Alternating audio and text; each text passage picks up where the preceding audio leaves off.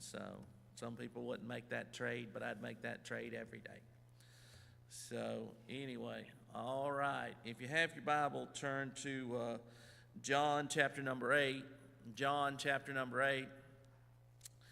And we'll roll through this right here again. Back to what we started out talking about many weeks ago, John chapter 2, where they ask for a sign, and we've worked our way down through multiple miracles that Jesus did in front of them and for them to see personally, and now we're to the point where they're no longer looking for a sign. You know, at first they started out looking for a sign, and they're going to say some things. We're going to see them say some things again today. But they're not looking for a sign. They're just looking for an opportunity to accuse him so that they can kill him. So in John chapter number 8, we know that the beginning of John chapter number 8 is when they bring the woman taken in adultery. And they bring that woman taken in adultery to Jesus. And again, like I said, they were constantly trying to trap him. They were constantly trying to catch him. They were constantly trying to catch him in his words. They were constantly trying to come up with some reason to accuse him. And so they bring that woman taken in adultery, and he turns it around on them. And before long, instead of them trapping Jesus had them trapped, and from the oldest to the youngest, they slipped away. And I thought about it. I don't know if y'all watched cartoons when I was a kid. I watched cartoons, and obviously I don't have a television. Hadn't watched television in years, but I hear that the cartoons are not like they used to be. But anyway, whenever I read this, I think about Brother Wayne. I think about Wile E. Coyote and Roadrunner. And the Pharisees and the chief priests and the scribes are just Wile E. Coyote. They're just always trying to catch Jesus. They're always trying to do something. They're always setting this trap for him. And then when the trap is sprung, they catch themselves in the trap and not Jesus. And so anyway, that was a carnal reference of the morning right there. But in John chapter 8, verse number 37. And again, we're going to read quite a bit. I'll just kind of comment as I read. He said, "I know that ye are Abraham's seed, but ye seek to kill me, because my word hath no place in you." Now, again, like I said, I mean, John chapter 8 is completely full. I just decided to skip a bunch of it, but it's Jesus and like I said, these people going back and forth. And so they're all proud of their heritage. They're proud of their heritage, and Jesus is trying to show them that their heritage means nothing. They don't know God. They don't know God. And so you can have all the heritage you want to, but if you don't know God for yourself, it doesn't mean anything.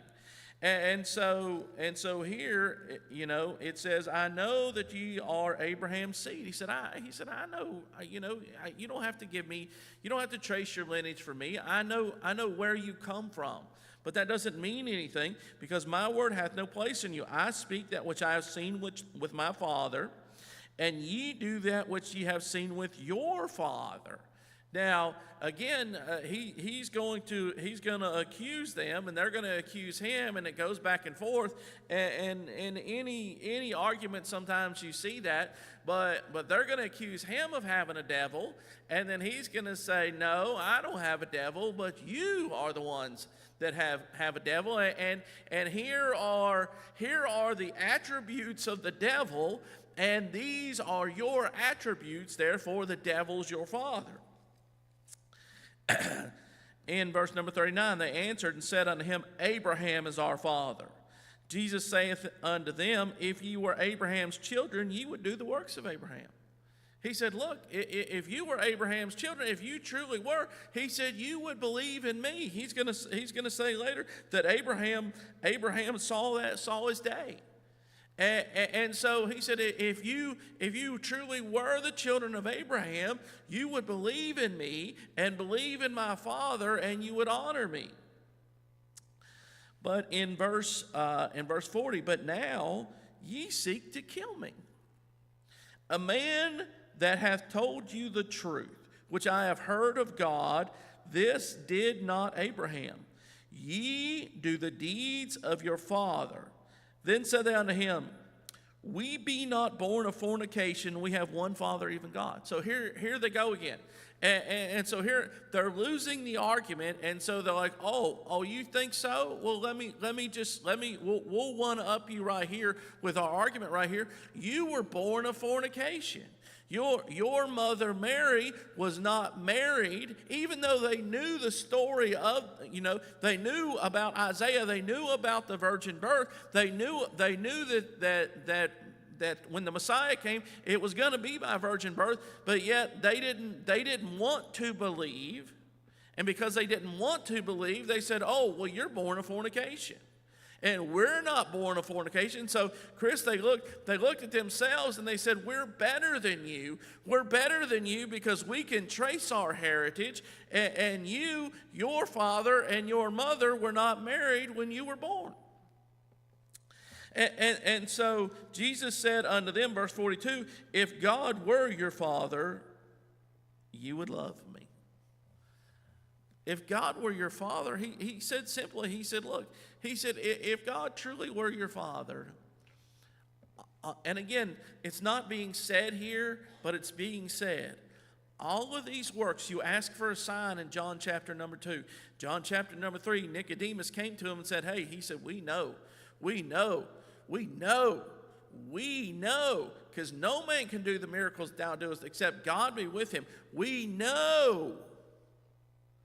And yet here we are again, we're all the way down here, and Jesus has done miracle after miracle after miracle in front of them, and yet here they are, and they're constantly finding a reason to reject him.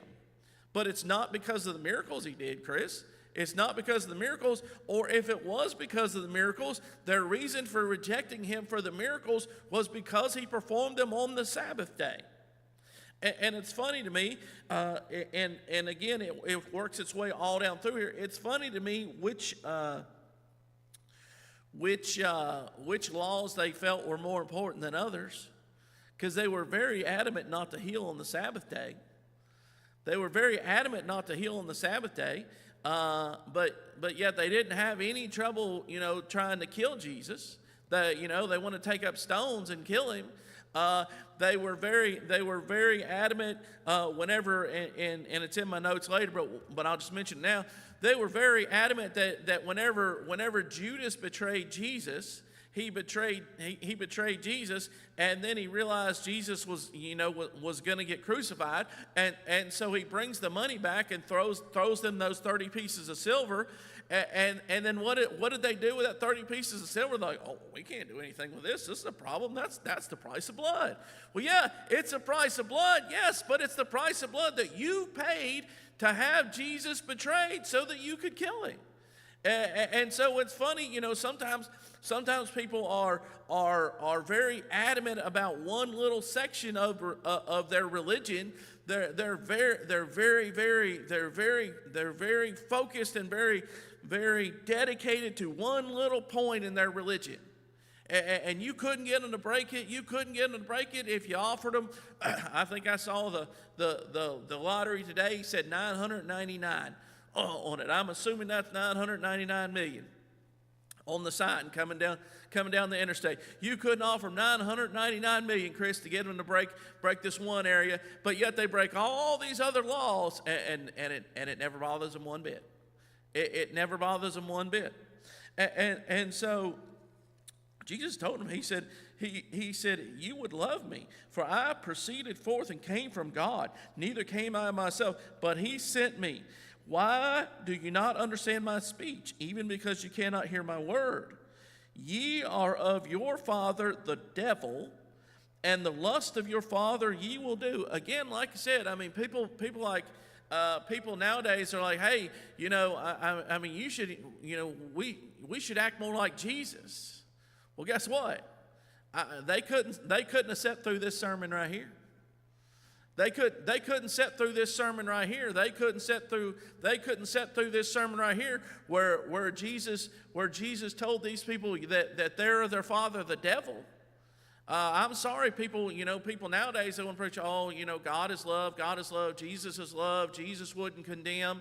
And again, in John chapter 8, he told that woman taken in adultery that he didn't condemn her. That condemnation was being stoned to death. But what did he tell her after that? He said, go and sin no more. And people don't want to hear that nowadays. They want to have their religion. They want to have their little life insurance policy. Or, well, if something happens to me, I'm going to go to heaven when I die. But then they want to just go and do whatever they want to and say, well, God wouldn't condemn me. God wouldn't judge me. I'm sorry, that's just not true. Jesus was judging these scribes and Pharisees and whoever he was talking to right here, and he said, you're your father, the devil. And sometimes for some of us, when you're lost, sometimes you just have to be faced with that. You have to be faced with your sin. And so Jesus was constantly throwing this in their face and trying to get them to understand. But he said, you're not going to understand because you're not going to hear, because you don't want to hear. And so he said, you are of your father the devil, and the lust of your father you will do. He was a murderer from the beginning, and abode not in the truth, because there is no truth in him. When he speaketh a lie, he speaketh of his own, for he is a liar and the father of it. He said, look, I'm going to describe the devil to you, and guess what? Y'all are just like him. You're just like him. He said he was a murderer from the beginning. And what are y'all trying to do? Y'all are trying to kill me. I've done absolutely nothing wrong. All I've done is good. But because you don't like me and you don't like the ramifications of the fact that I'm here and that your party, your little religious party that you've been having is over, and you're actually going to have to truly serve God. You're actually going to have to truly follow God. And your days of just being, head hogs at the trough and people looking up to you are over. You can't stand it, so you want to kill me. And he said, you're just like your father. And y'all can't tell the truth. Y'all know the truth. You know that I was not born of fornication, but yet you accuse me of being born of fornication. You know all these things, but yet you're going to deny those things because you want, the ends justify the means, or the means justify the ends, whatever. Well, whatever that is. As long as you get what you want. As long as you get what you want, then it doesn't matter what you have to do to get there.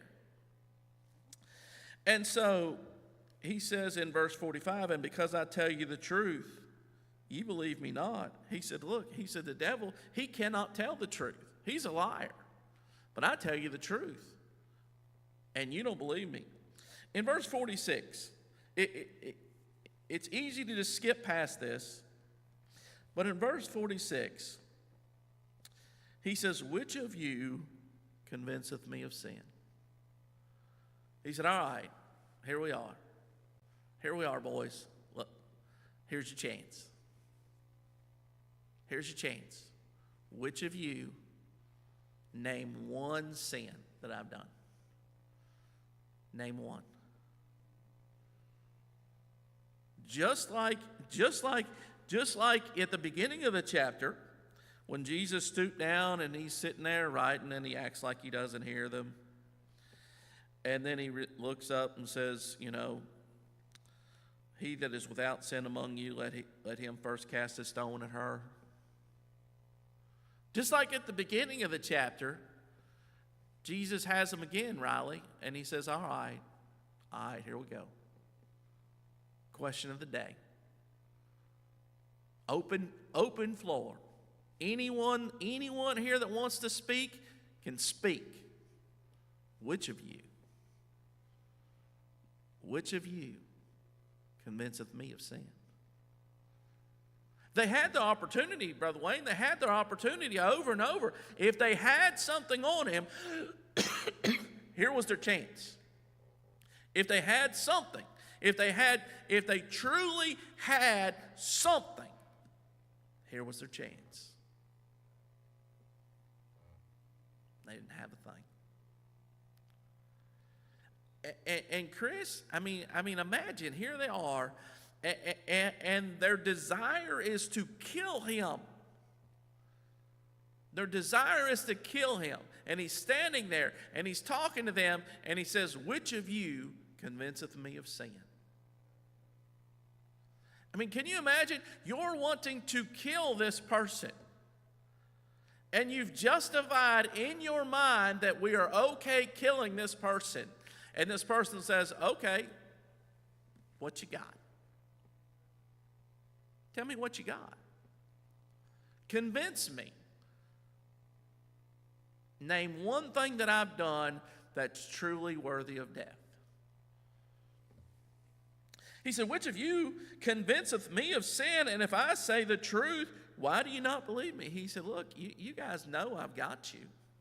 You know I've got you. You know I've got you. You know I've got you. You just won't cry uncle. You just won't say, okay, I give. Okay, that's it. We're done. We lost. Have you ever, and I understand, I understand a competitive nature. I understand a competitive nature. I understand someone not wanting to lose, but there are some times when someone says checkmate that you're just checkmated. You know what I mean? I mean, there are just some times when you're playing a game, it's like, okay, I'm done. You know, I hate it. Well, let's play again. Let's try again. But sometimes it's just like, okay, I'm done. I lost. And they lost. But they refused to admit it. So in verse 47, he says, he that is of God heareth God's words. Ye therefore hear them not, because ye are not of God. Now, again, these are religious people. This is not the what we would consider the lost crowd. He's not out in the world right now dealing with publicans and sinners. That's not who he's dealing with. He's dealing with religious people. Religious people who think they have everything together. They think they've got it all together. The hardest preaching Jesus did was to lost religious people. Verse 48, then answered the Jews and said unto him, say we not well that thou art a Samaritan and hast a devil? Again, so here they are back to just throwing mud against the wall. You're a Samaritan. You're not even all Jew. You're only part Jew. Because, again, back to, you're born of fornication. You don't even know who your father is, but we're sure he couldn't be a Jew. Because you're a Samaritan. And it was just a slur was all it was. That was just a slur. That's all they had. He just gave them an open floor to say, all right, boys, tell me what you got. And they said, thou art a Samaritan and hast a devil. Jesus answered, I have not a devil, but I honor my Father, and ye do dishonor me. I seek not mine own glory. There is one that seeketh and judgeth. Verily, verily, I say unto you, if a man keep my saying, he shall never see death. And again, like I said, Chris, Jesus, and I enjoy reading it. I enjoy going over it. But Riley, Jesus would just say things to them to just set them off. He would just say things to them just to set them off. And he knew when he said this, it was going to set them off again. He said, keep my saying, he shall never see death. Then said the Jews unto him, now we know that thou hast the devil. Before we just accused you of it. Before we just wanted to believe it. But now we know that thou hast the devil. He said, Abraham is dead, and the prophets. And thou sayest, if a man keep my saying, he shall never taste of death? Art thou greater than our father Abraham, which is dead, and the prophets are dead? Whom makest thou thyself? Again, they asked the question. They asked the question, the answer was yes. Yes. Yes.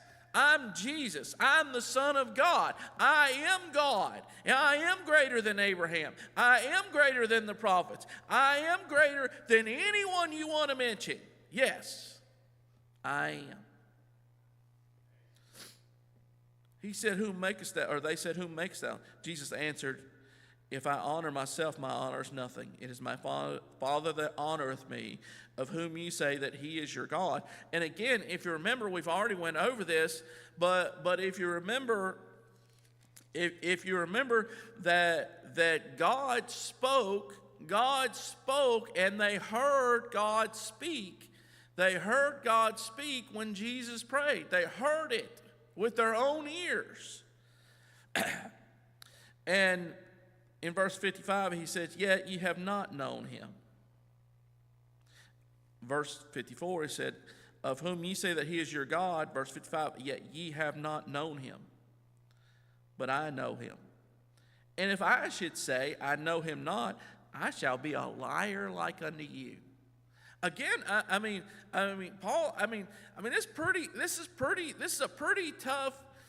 This is a pretty tough thing to go through. If you're on their side of things, Jesus is just he's winning every single round. I mean, if this was a boxing match, they're not even laying a glove on him, Riley. They're not even laying a glove on him. And Jesus is winning every single round with these guys. And over and over and over, they try and trap him, and he turns it around on them. And here he said, look, if I say I don't know God, I'm going to be a liar like unto you. It tore him up. It tore him up, thinking that this man, again, they had such disdain for him. This man would call us a liar. How can he call us a liar? But I know him and keep his saying. Your father Abraham rejoiced to see my day, and he saw it and was glad. He said, look, y'all want to talk about Abraham? And he said, let's talk about Abraham. Let's talk about Abraham. You want to talk about Abraham? Abraham saw my day. There was a day when he saw that ram in a thicket. Before that, he said, God will provide himself a lamb. Abraham saw that day. Abraham saw Jesus' day. He may not have saw it perfectly and knew exactly what was going to happen, but he understood that God himself was going to present himself as a sacrifice for sin. Abraham understood that and saw that, and Abraham looked forward to that day. And now that day's here, and you claim to be Abraham's seed, which you are, but now instead of accepting that and rejoicing in the fact that you're here, you're rejecting that. He said, then said the Jews unto him, then said the Jews unto him, thou art not yet 50 years old, and hast thou seen Abraham? And Jesus saith unto them, verily, verily, I say unto you, before Abraham was, I am. Now that I am had special significance. They understood what that I am meant. Because that's the same thing that, when the burning bush and God told Moses, I am sent me. They understood what that I am meant. They understood who Jesus was claiming to be. They understood fully who he claimed to be when he said, I am. And yet they rejected him, because in verse 59 it says, then took they up stones to cast at him. But Jesus hid himself and went out of the temple, going through the midst of them, and so passed by. Can you imagine, Chris? And again, like I said, I'm trying to bring it out so that we understand that they knew who they were crucifying. They knew who they were crucifying. And yet here they are. They're standing and they're facing God. And they pick up stones. They had the opportunity to kill. He said, which of you convinceth me of sin? And they had nothing. All they could do is say, well, you're a Samaritan and you have a devil. That's all they had. They didn't have anything. But yet here they are, because every time they tried to do something to him, he turned it around on them. Now because he said, I am, they said, oh, we're going to kill you. We're going to kill you because you that are man are trying to make yourself God. We're going to see that in a minute in John chapter number 10. John, John chapter number 10, I'm going to read verse number 18. And it says, "No man taketh it from me, but I lay it down of myself. I have power to lay it down, and I have power to take it again. This commandment have I received of my Father." Verse 19, "There was a division therefore among the Jews for these sayings. And many of them said, He hath the devil and is mad. Why hear ye him?" Again, like you said, here they are, and here are those people. Here are those people that were supposed to feign themselves just men, and they're in the midst of this, and their one job, was to try to get people not to listen to Jesus. And so here they're like, "Oh, have you listened to him? Have you listened to what he said? I mean, he speaks in these parables, and who can understand these parables? And he's always talking this crazy stuff. He must be mad. He must be crazy." Others said, verse 21, "These are not the words of him that hath a devil. Can a devil open the eyes of the blind?" A pretty good question. Pretty good question. Pretty good question. If you remember, and again, if you remember from John chapter number 9, where and I skipped over that because we've already looked at that, but they accused him of all kinds of things, and that young man's like, I don't know. All I know is I was blind and now I see. I don't know. Does God hear sinners? Has it ever been from the beginning of the world? Has it ever been where someone that was blind received their sight? He's like, I don't know. And so here we are in chapter 10, and it says, can a devil open the eyes of the blind? And so there was this contention, and the Pharisees and the chief priests and the scribes and the rulers, they were trying to slow this down because they said, all the world's going to go after him. And we don't want all the world to go after him, and in going after him, go after God. We want our religion, and we want them to continue to follow our religion so that we can continue to line our pockets, and we can continue to hold the prestige that we hold, and we can continue on in our lifestyle that we feel like we deserve. And so he says in verse 22, it says, "And it was at Jerusalem, the feast of dedication, and it was winter, and Jesus walked in the temple in Solomon's porch. Then came the Jews round about him and said unto him, How long dost thou make us to doubt? If thou be the Christ, tell us plainly." Again, how long dost thou make us to doubt? Jesus showed them over and over and over and over and over and over again. He showed them miracle after miracle that no man had ever done. Or if it had been done, it hadn't been done very often. And that they had to acknowledge that when it had been done, it was God that had done it. And yet here we are in John chapter 10, and they're like, "How long do you make us to doubt? If you are the Christ, tell us plainly." Jesus answered them, "I told you, and ye believe not." He said, "I told you. I have told you over and over and over again." And yet instead of saying like all these other people, like, "Oh, look at this. Look at the miracles that he's doing. Listen to his words. No man ever spake like this man. Listen to his words. Watch the things he's done. We have nothing on him. We've never seen him commit any sin. We've never trapped him. We've watched him under a microscope.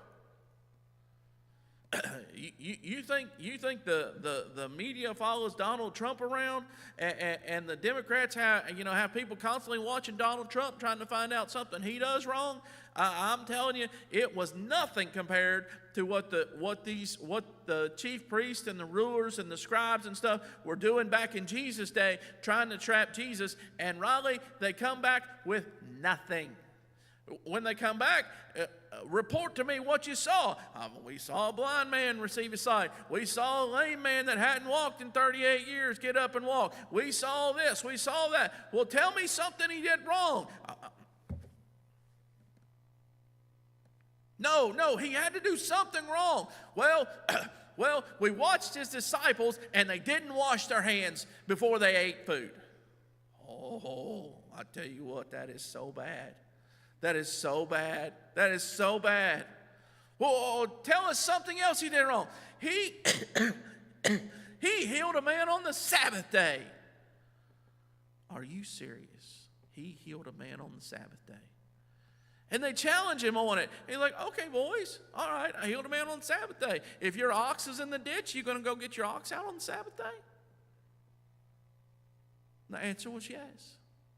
And he said, so you mean to tell me that it's worse to heal a man? Okay, I got another question for you.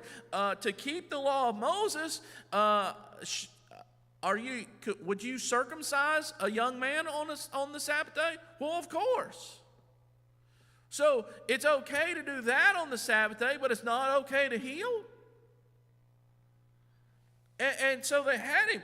And so Jesus told him, he said, I have told you, and ye believe not. The works that I do in my Father's name, they bear witness of me. But ye believe not, because ye are not of my sheep, as I've said unto you. My sheep hear my voice, and I know them, and they follow me. I'm going to skip down. I'm going to skip down to verse number 31. Then the Jews took up stones again to stone him. So here we are, Chris. I mean, what did he do? What terrible sin did he do? He answered their question. That's his terrible sin that he done. He answered their question. How long do you make us doubt? If you're the Christ, tell us plainly. I've told you. And you don't believe me. But even if you don't believe me, believe the works. Jesus answered them, many good works have I showed you from my Father. For which of those works do you stone me? Again, again, when Jesus asks a question, you better get ready, because if you're on the wrong end, if you're trying to trap Jesus, you're about to get trapped yourself. And so he said, many good works. He said, tell me, which one of these works? Which one of these works, Levi? Tell me one. That woman that had the issue of blood, is that the reason why you stoned me? The blind man from the previous chapter, is that the reason why you stoned me? The lame man that was laid by the pool, that now can walk, and you're upset at him because he was carrying his bed on the Sabbath day? Are you really upset with me because I healed that lame man? Which work? Tell me now, which work have I done? What have I done that is worthy of death? He said, many good works. Many good works have I showed you from my Father. For which of those works do you stone me? The Jews answered him, saying, for a good work we stone thee not, but for blasphemy. And because thou, being a man, makest thyself God. Jesus answered them, is it not written in your law? Again, I mean, the devil tried to use Scripture against Jesus when he was tempting him, and now the Jews, they've got here's our law. Well, no one knew the law better than Jesus knew the law.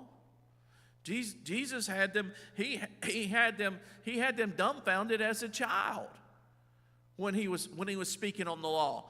Much less, I mean, now he's an adult, but he had perfect understanding from birth what the law was all about. And so Jesus said, "Is it not written in your law? I said, ye are gods.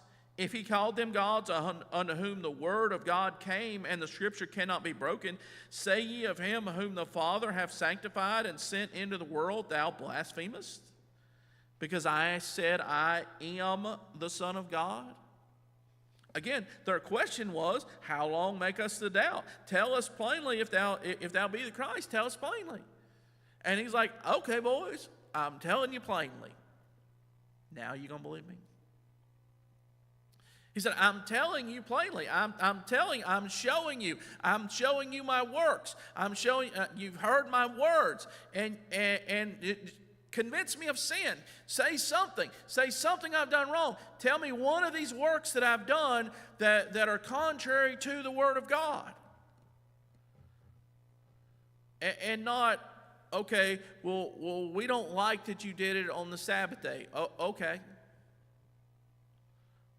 But what do you do on the Sabbath day that violates the Sabbath day?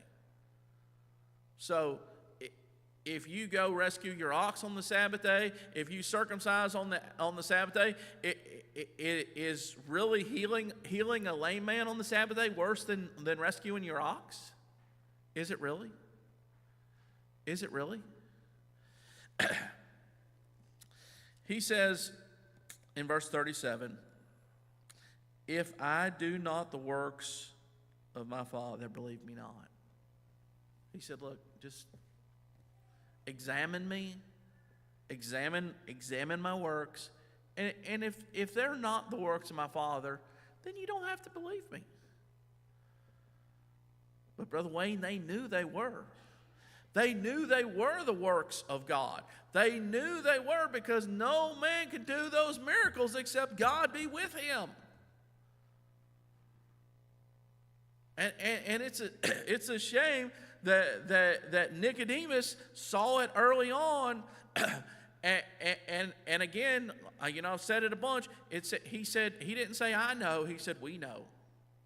They knew. They saw the works. They tried to trap him. They sent people in there to feign themselves like they were just men to try and trip him up, and they had absolutely nothing on him. And he said, look, if I do not the works of my Father, believe me not. But if I do, though ye believe not me, believe the works. He said, look, okay, you don't want to do the research. Even though you probably have. You don't want to do the research. And you don't want to look back and trace my lineage to find out that I also came from David. You don't want to do the research. You want to say that I came from Galilee. You don't want to look and see that I was actually born in Bethlehem. You don't want to do the research and find out, find out all these things about me. All you want to do is say that. But even if you don't want to believe me, answer me this. Who else has done these works? There's another passage where it said, if Christ cometh, is he going to do more miracles than this man? If he comes, is he going to do? Will he do more miracles than this man? Well, what other miracles would he do? Again, we talked about that. What other miracles would he do? There weren't any. There weren't any. And so he says, but if I do, though ye believe not me, believe the works, that ye may know and believe that the Father's in me and I in him. Therefore they sought again to take him, but he escaped out of their hand. And went away again beyond Jordan into the place where John had first baptized, and there he abode.